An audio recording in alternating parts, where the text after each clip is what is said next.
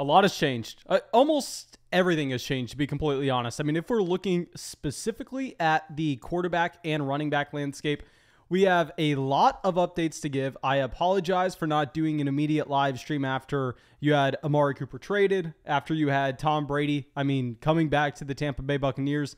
I think we made this announcement over there on Locals, definitely made this announcement on YouTube, but I was moving my grandpa across the country literally over the past probably 60 hours or so. I've spent over 40 of those either flying or driving. It has been miserable, but we're back at home base, so I'm able to go through, give constant updates. We're going to be giving updates pretty much every single day of free agency, every major signing that we are going to have. Hopefully we get that Deshaun Watson trade that we can break as well. So of course, please go down there and hit the bell next to the subscribe button if you haven't done so already. I know everybody here is subscribed. We got a lot of people on the live chat right now, so please go down there and drop a like on the live stream. Leave a comment letting me know what you are thinking, and we're just going to go down the line for everything that's happened so far. Now, of course, this video is probably going to be not fully up to date in 3 hours because we have news breaking constantly, so I'll give those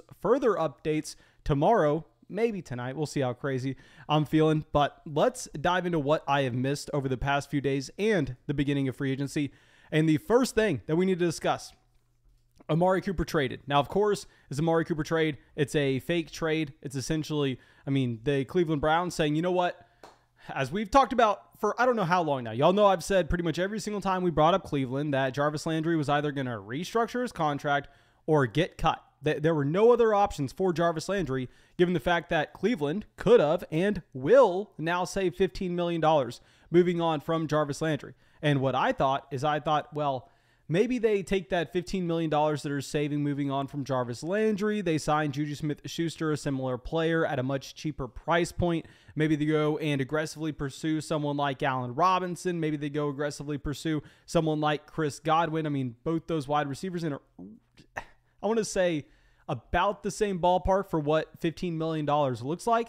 But no, instead they say, well, it's going to be easiest for us. We can guarantee ourselves that wide receiver if we just go and send that day 3 draft pick. I don't even know what it ended up being for Amari Cooper. So they're essentially willing to pay Amari Cooper the money that they weren't willing to pay Jarvis Landry.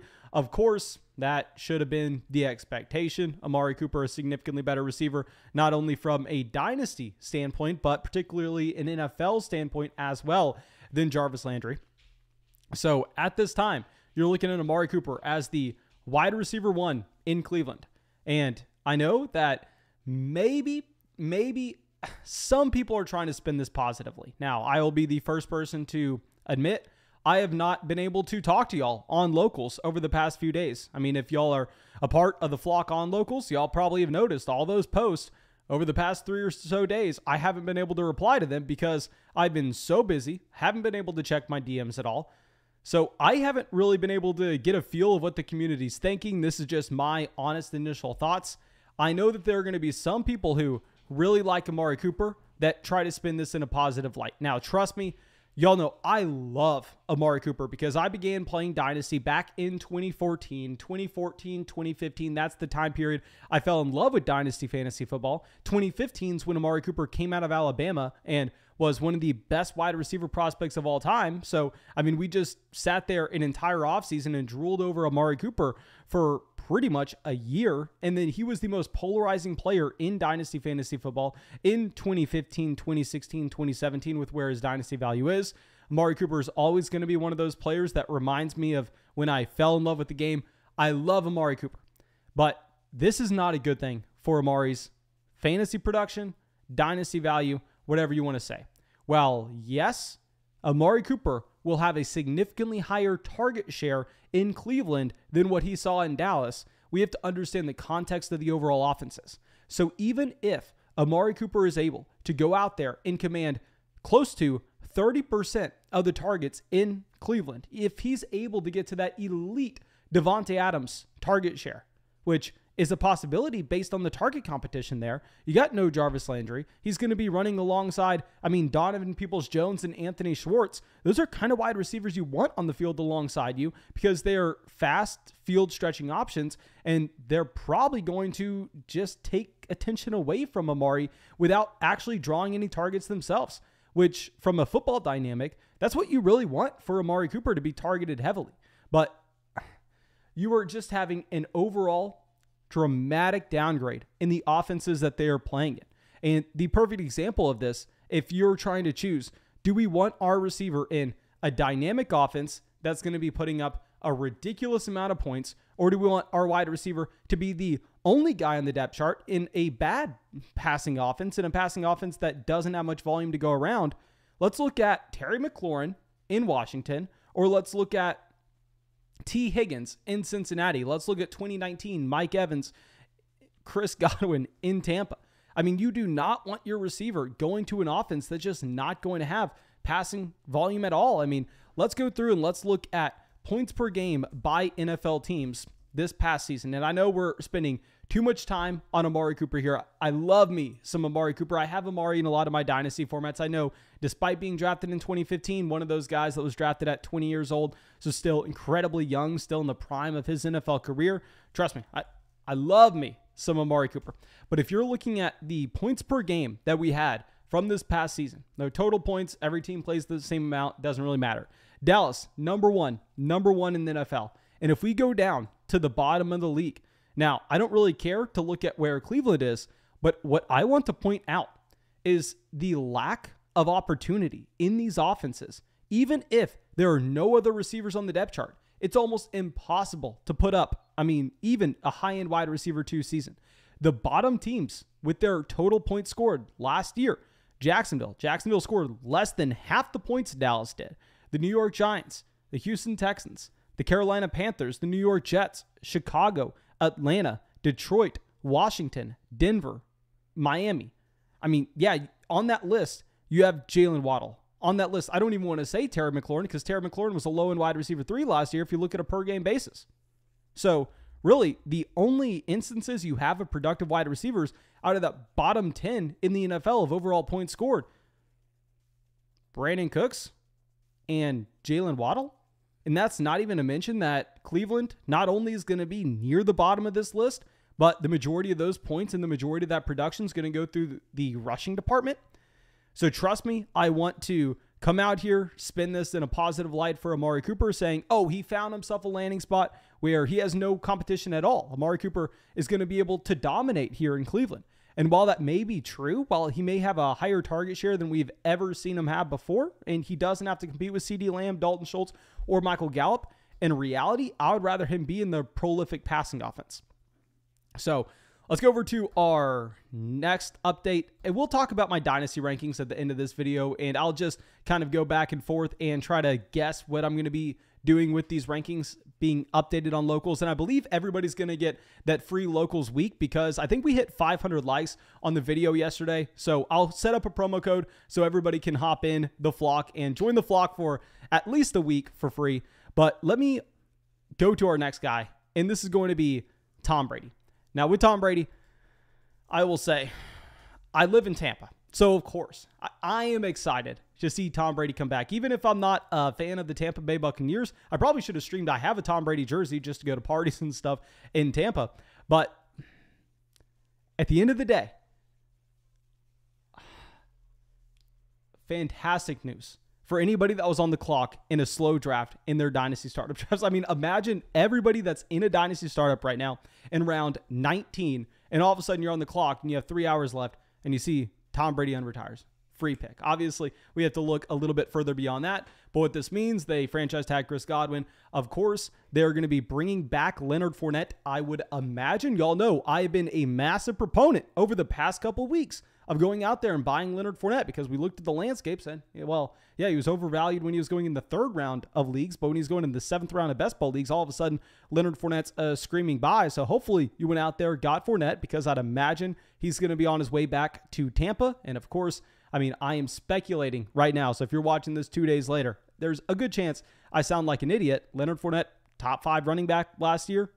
The same exact, within like 0.01 points per game as Joe Mixon. And in that same draft class, Mixon is slightly younger still, but their dynasty value should be significantly closer than it currently is. And if we're looking at Rob Gronkowski, you're going to get another year out of him. This is another player we've been talking about potentially going out and targeting, as he is, I believe, 6-7 months older than Travis Kelce, yet he is pretty much being valued as a third-round rookie draft pick at the moment. Now, of course, that was a couple days ago. Now, there's no way in hell anybody's giving you Gronk for a third-round rookie pick.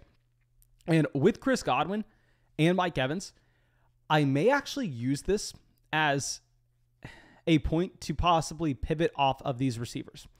Now, the question is, should we be selling Evans or Godwin? Both surprisingly young. Evans, I mean, he actually went to the NFL in 2014, but another one of these guys came into the NFL at 20 years old. I mean, this is a player that is just now getting up there, 29.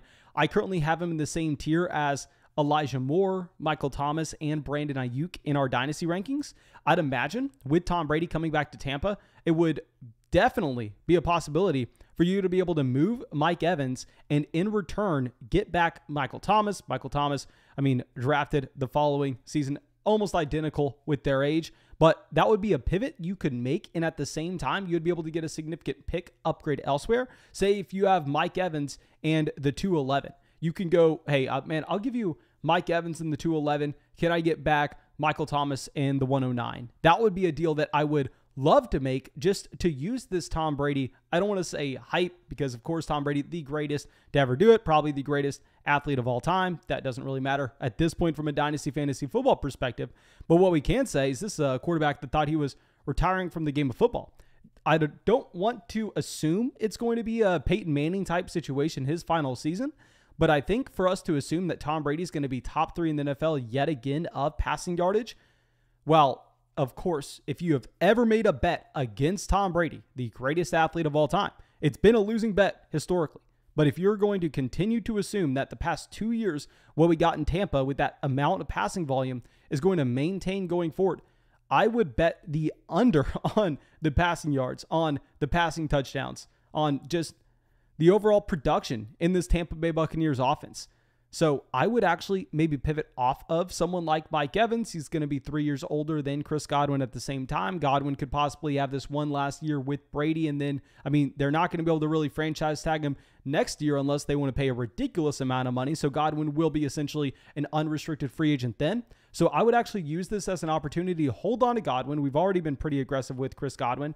We are ranking him as wide receiver 15 in the same tier as Metcalf, Burks, Garrett Wilson, and Drake London. And I'd probably use this as a pivot to sell Mike Evans. And I'd probably be looking for a package to try to get back someone like Michael Thomas plus a pick upgrade. Okay, so now let's go to our next piece of news. And let me pull up Adam Schefter's Twitter because I probably am missing, I don't want to say anything significant just yet until I look at this, but still, we're waiting on Juju Smith-Schuster. We're waiting on the official announcement with Leonard Fournette. I want to make sure we're not speculating on what's going to happen if it's already actually happened. But I think the next thing we need to discuss is going to be Chase Edmonds going over to the Miami Dolphins. And Miami, clearly one of the top landing spots that everybody was expecting. Everybody thought Miami would be taking a running back in last year's draft. Everybody thought that Miami would be going with Najee Harris. Well, they finally get their guy. And I think that in this offense, Chase Edmonds will have the potential to be a 3-down player. Now, I have to be the first one to admit, I need to take my L because the Dynasty Fantasy Football community, everybody for a very long time, including myself, we've been high on Chase Edmonds. And the reason for this is the small glimpses that we have had in 2018, 2019. I don't know if we got one in 2020, but the small glimpses we had of Chase Edmonds looked very similar to Alexander Mattison in terms of when the starting player went down in front of them. When you had the starting running back going down in Arizona, whether or not that was David Johnson a long time ago, Kenyon Drake afterwards, you actually had Chase Edmonds coming out and handling a 25-plus touch workload. And that's happened in multiple games. Now, yes, the last time we saw Chase Edmonds with 25 touches, his efficiency on a per touch basis, whether that's his yards per target or his yards per carry, they dramatically dipped in that one game. But that one game is a very small sample. what we have seen from Chase Edmonds over his entire career is a very efficient running back on a per touch basis. When the starter's gone down in front of him, he's had the volume, which is exactly what you were chasing with these RBs. We know that this is a player that can go out there and catch passes. I mean, at a great rate. He's pretty much been used as that third down running back for quite a while in Arizona now. But I will have a couple little warning flags. He is going to be 26 years old. So with Chase Edmonds, obviously you're really only chasing him on a contending roster. And I know he looks a little bit smaller, but remember what we have talked about before, where people last year were worried about the size of someone like DeAndre Swift. And I said, no, you don't need to worry about DeAndre Swift's size. While yes, he is a smaller individual if you look at his weight, at the end of the day, if you look at his BMI, which is what matters with these running backs, except on the extremes. I mean, if you're Derrick Henry, of course, BMI is not going to matter at that point. But Chase Edmonds does hit our minimum threshold to have that 30.3 BMI that we're looking for. So Edmonds, I believe he profiles to be a 3-down running back right now in Miami. At the very least, in a points per reception format, you're going to have to be very excited about what you have with Chase Edmonds. Now, speaking on where I'm going to be moving him on my Dynasty rankings, I 100% was too low because I wasn't aware if the NFL was going to be as high on Chase Edmonds as we were. But if you look at the guaranteed money with Edmonds and James Conner, another running back we're about to talk about, much higher than expected, much higher than what we've previously seen. Let's put into context the running back position last free agency period where, yeah, Kenny Drake gets $11 million guaranteed, but James Conner signed with Arizona for $1.75 billion guaranteed. Like, this Chase Edmonds money, this is a real deal. This isn't like, oh, Miami's going in there signing depth, which is kind of what I was worried about the NFL valuing Chase Edmonds as. It's just a depth committee running back. But no, this is a real contract we have to pay attention to. So I had Chase Edmonds behind running backs like Ryan Robinson. I had him behind James Robinson. I had him behind Ramondre Stevenson. I had him behind Kareem Hunt, Rashad Penny, Tony Pollard. We have him behind James Conner. James Conner clearly staying ahead of him, someone we're about to talk about. But I think that you clearly need to move Chase Edmonds up above Jerome Ford. That's laughable for me to have that at any point. Of course, we're looking at it with hindsight, but still, y'all should have called me out on this last week. We need to move Chase Edmonds ahead of Ramondre Stevenson, ahead of James Robinson, ahead of Brian Robinson, ahead of Alexander Madison, ahead of Kareem Hunt, ahead of Rashad Penny, ahead of Tony Pollard, ahead of Devin Singletary, ahead of Damian Harris, Rashad White, Miles Sanders, Clyde Edwards-Helaire. That's going to be an interesting tier because, of course, at that point, it's going to come down to more so, are you going to be a rebuilding roster, a contending roster? But at the very minimum, Chase Edmonds is jumping 10 spots up in our Dynasty rankings. And our next running back that had a very nice contract, let me pull up the exact details with this, was James Conner. James Conner, I was worried. I mean, very similar to Leonard Fournette at the very beginning of the offseason. He was being overvalued. Then right before free agency, undervalued because, I mean, people really like to overreact when nothing's happening, when they finally wake up to the situation these players are in. But with James Conner, he has to go up our rankings because we've seen James Conner before with Chase Edmonds specifically injured. When Chase Edmonds was not on the field, James Conner was not used as a first and second down running back. If you were looking at our redraft channel at the beginning of this past year, before the Chase Edmonds injury, of course, after the Chase Edmonds injury, everything changed. But James Conner was scoring, over a touchdown a game, and he was having less than a target a game. And clearly, when Kyler Murray should be vulturing touchdowns at the goal line based on what we've historically seen, James Conner was one of the biggest sells in Dynasty Fantasy Football for me. And it honestly wasn't even that close. But the second that Chase Edmonds went down, the usage for James Conner changed. James Conner's role in Arizona, had a complete 180. Let me pull up the James Conner game log, and I wanted to look at the games that you did not have Chase Edmonds in, because that's what we are going to be looking at going forward. This is not going to be a committee running back situation, and this is going to be one of the better offenses in the NFL. I understand that near the end of the season, yes, you had Arizona falling off a cliff, but at the same time, you had their alpha wide receiver going down. Kyler Murray sustained a significant injury in the middle of the year as well. So let me pull up when we had Chase Edmonds going down and speak on the difference that we had with the usage for James Conner in particular. Okay, so for the first, I want to say 6 weeks, 7 weeks, 8, 9. Okay, so it looks like for about the first 8 weeks, they were both in the same backfield together. And if we look at the targets per game that James Conner was receiving in Arizona, let's go game by game. 0, 0, 1, 2, 1, 1, 0, 0. Then you actually get Chase Edmonds injured the first play of that 49ers game, November 7th. I'm looking at it right now. He had 1 carry for 3 yards. He gets injured. And then all of a sudden, James Conner takes over as that 3-down running back with Chase Edmonds gone.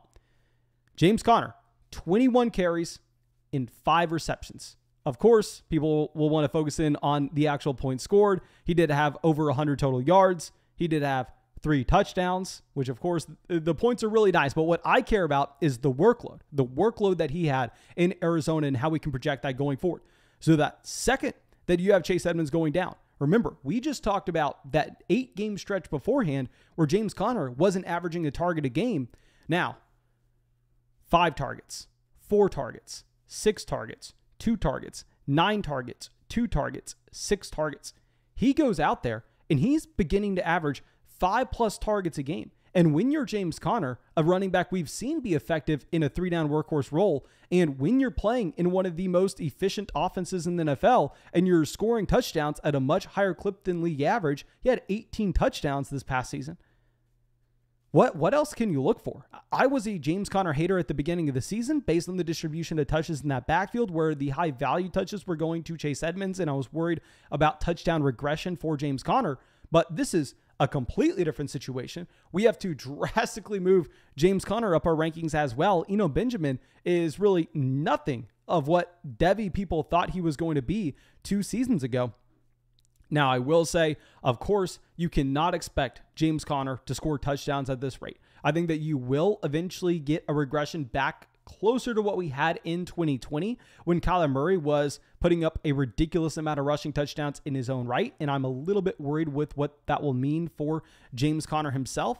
But at this time, let me look at my rankings. And of course, I will send the link to the flock. I'll make an announcement probably in an official rankings update video, but I'm going to give everybody a free week being in the flock so y'all can test it out. And also, y'all crushed that last video with over 500 likes. And I said if y'all got over 500 likes in 24 hours, I would open that up for free. So I'm going to do that. I just have to make sure I have that set up on my end. But let's go to our next update that we have. So we have talked Amari Cooper, we have talked Tom Brady, we have talked Chase Edmonds, and James Conner. Now, let's go over to the Pittsburgh Steelers. Let's go over to Mitchell Trubisky. And with Trubisky, I mean, there has been a lot of smoke with this situation. And apparently, when there's smoke, there's fire. I honestly was a little bit dismissive. I had a lot of people reaching out to me on locals saying, Mason, what do you think about Trubisky? And we did have Trubisky ranked in our Dynasty rankings, but I had Mitchell Trubisky ranked below guys like Jameis Winston, Jordan Love, Matt Ryan, Jared Goff, Davis Mills, Jimmy Garoppolo. All these players were ranked above Mitchell Trubisky. But now he finds himself in one of the most favorable situations that a quarterback can have. With Mike Tomlin, a great coaching staff. Y'all know we stressed how the importance of having that good foundation around you when you are a quarterback, specifically a younger quarterback, which is why we were off Justin Fields, not that excited about Trevor Lawrence last offseason, and all in on our guy Trey Lance. Well, Mike Tomlin is probably one of the best coaches you can be attached to. Now, I understand that not everybody loves Mike Tomlin, but he's never had a losing season. I know a lot of that's based on the defensive side of the ball, but this isn't a Matt Nagy type situation. Mitchell Trubisky has escaped Matt Nagy.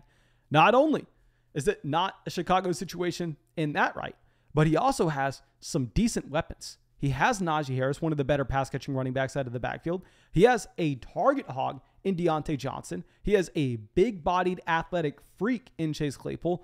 I haven't seen any updates on Juju Smith-Schuster. Of course, I'll go through and update Adam Schefter's Twitter to see if we have our guy Juju signing anything. And oh my God, Christian Kirk just got signed. We'll get to the Christian Kirk signing near the end here, but we still got to go with Trubisky. And one thing that I'm a little bit excited about with Mitchell Trubisky, and I know we always talk about this, but I am never going to pretend that I am some expert quarterback scout because I'm just an idiot on YouTube. I understand that, and I talk about that all the time. But what we can do is we can look at the situations those quarterbacks are going into. We can look at the team investment made by that organization, indicating what their scouting department views in the quarterback. And we can also view how the quarterback scores his fantasy production, because at the end of the day, I am not an NFL general manager. That franchise would be the Cleveland Browns going 0-17 every single season if I was an NFL general manager. So I'm trying to score fantasy points. Instead, I'm trying to build my dynasty fantasy football team. Fantasy is the key word. So I know people don't like me talking about this as much as I do. And I know people would rather talk about, ooh, look at his throwing mechanics, as if they know anything and as if they are professional. I don't want to get into that. But with Mitch Trubisky stepping into the great situation, clearly signed to be the starting quarterback there in Pittsburgh, clearly was set up to fail in Chicago. And if you're looking at his rushing production, this is a quarterback that was able to get over 400 rushing yards through 14 games in 2018. He has shown us that he does have rushing upside in his range of outcomes. Averages 20 rushing yards a game in 2020.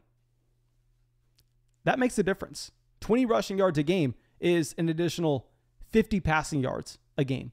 So Trubisky, it's not a situation where he's going to be Carson Strong, where Carson Strong, Derek Carr, those guys, I mean, Matthew Stafford's a good example, but Matthew Stafford's an elite quarterback, which we're not expecting Mitchell Trubisky to be. He's not going to be Baker Mayfield. That's my point here. Baker Mayfield, you need him to be a prolific passer if you're ever going to really play him in fantasy. Based on the small bump that you are getting from Mitchell Trubisky for a superflex format in particular, if he can be a league average or a slightly below league average quarterback with his passing volume in Pittsburgh, if the situation can elevate him as well as his small bump in rushing production, Trubisky can be every week starter for you in a superflex format. So I know everybody wants to make excuses for Justin Fields and how Justin Fields was set up to fail in Chicago. Trubisky in that same exact situation. So if you're making excuses for Justin Fields, I expect you to be a fan of Mitchell Trubisky this offseason as well. So Trubisky obviously has to jump a lot of these quarterbacks. I think we are going to, we have to move him ahead of guys like Matt Ryan, Jordan Love, Jameis Winston. I think that's a given. Where it becomes a little more interesting is, you know what? I don't even think that it's controversial. I think we have to be honest. And like I said, usually before we do these live streams, I'm able to talk to a lot of people about their opinion over there on Locals, a lot of people that I value their opinions of, a part of the flock. But I've been driving, moving my grandpa across the country, literally running on like 4 hours of sleep. I haven't spoken to a soul. The only thing that I have done is pulled up Adam Schefter's Twitter. That is the only thing that I've done. So maybe these dynasty evaluations are not going to be anything close to what they would be in your league. But I'm going to go ahead and move Mitch Trubisky probably around the range of, I'm moving him ahead of Baker. I don't see how Baker gets there. Actually, I don't know if I can move him ahead of Baker. He's going to be in that tier. He's going to be in the tier with Baker Mayfield, Carson Wentz, and Daniel Jones. Daniel Jones, another one of those rushing quarterbacks. I know not many people are on Daniel Jones. Not a great real-life NFL quarterback, but from a fantasy perspective, he can be okay. But I'll figure out, of course, all these rankings are going to be updated, and I'm going to take the time to really sit here and think about it, talk to people that are smarter than me, and be able to come out here and have clear, updated videos all this week. And tell y'all where I have these players ranked with explanations why. This is an initial reaction. And now we've talked Mitchell Trubisky. I don't feel the need to speak anything on Braxton Berrios. Maybe we'll dive into that in a video later this week. But what we probably need to talk about, going back over to Arizona, instead of saving some money, passing on James Conner, they decide to go out there and they decide to let Christian Kirk find his way to Jacksonville with the deal worth up to $84 million. Now, of course, these contracts are fake. This is what we've talked about for a very long time, that really the only thing that matters in these contracts will be the guaranteed money reported until we can actually see the exact structure. So I'm guaranteeing you that this Christian Kirk contract, well, yes, they say it's $84 million. It's most likely a deal that has probably 4 years on it, no, probably 5 years on it, to be honest.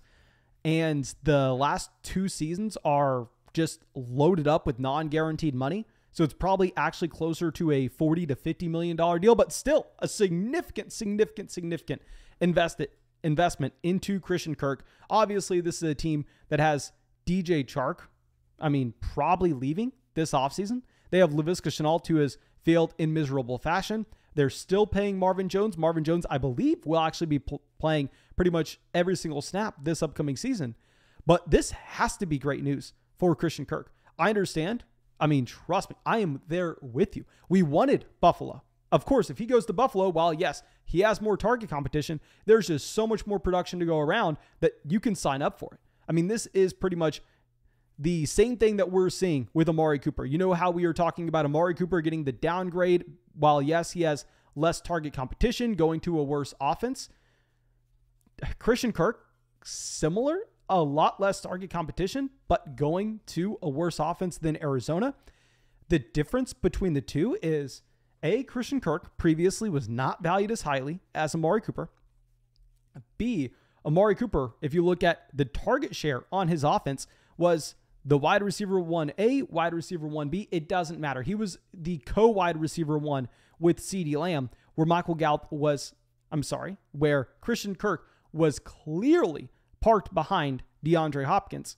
And lastly, Dallas led the league in points scored. While Dallas led the league in points scored, Arizona was the 10th team. So the gap between Arizona and Jacksonville is not nearly as large as the gap between the passing offense of Dallas and the passing offense of Cleveland. So I understand it probably sounds like I'm being a hypocrite here saying that this is a fine landing spot for Christian Kirk. But I think that universally, while yes, we probably don't have as high of expectations on Trevor Lawrence going forward than what you did last offseason, still, pretty much every single person in this live chat right now, please correct me if I'm mistaken, but I'd imagine everybody would prefer having Trevor Lawrence to build around than Baker Mayfield at this point. I would imagine that the passing attempts per game are higher in Jacksonville this upcoming season than they will be in Cleveland. So if we're looking at Christian Kirk's dynasty value, let me pull up my actual dynasty rankings for Christian Kirk. I have him at wide receiver 49. I have him in the same tier as Michael Gallup, Gabriel Davis, George Pickens, David Bell. Christian Kirk easily has to move ahead of Tyler Lockett, Robert Woods, Juju Smith-Schuster. He has to move ahead to Jahan Dotson. He has to move ahead to Jameson Williams. Probably close to that Hunter Renfrow, Kadarius Toney, Chase Claypool range. Ooh, these wide receiver rankings are so much more difficult because these players are a lot closer together. I'll be excited to go through and dive in depth on this with Christian Kirk. We have had a very long live stream here. I believe we've given almost every update that's been significant so far. Let me pull up the general chat to make sure I am not missing anything. And we have over 300 people watching right now.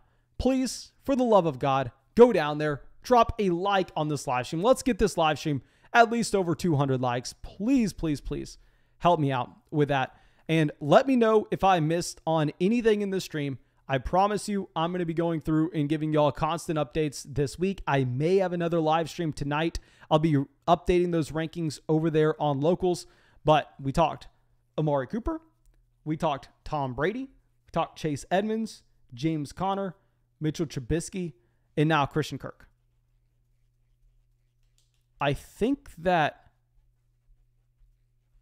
we should be done. Sam says Mitchell Trubisky, hypocritical take. I'm sure because I am telling people they're overrating Justin Fields in Dynasty when he's going in the 3rd round of startup drafts compared to Mitch Trubisky going in round 11. Yeah, same thing, big fella. Okay, so I think that we got everything. Thank you so much. I really hope y'all enjoyed this video. Please go down there, drop a like, and I will get y'all a link to go and test out Locals. I have not set up the promo code yet, so don't go and join and pay for anything on Locals, but go sign up for free. And then what I will do is with the video tomorrow or the next day, dependent on the video schedule, I will inform y'all on the promo code that we are going to have to open up our Locals free for everybody. Or maybe what I'll do is I'll just unlock our last post as free. That's what I'm going to do. I'm going to run over to Locals real quick. I'm going to go to our rankings, and just make them free. So go sign up. It'll be free. Just put in your email or whatever it tells you to do. Just create an account. Won't charge you a thing. Don't put in your credit card information, and I'll make those rankings free for a couple days, maybe a week. But thank you again. Hope you all have a great day, and maybe you see you in the live stream tonight.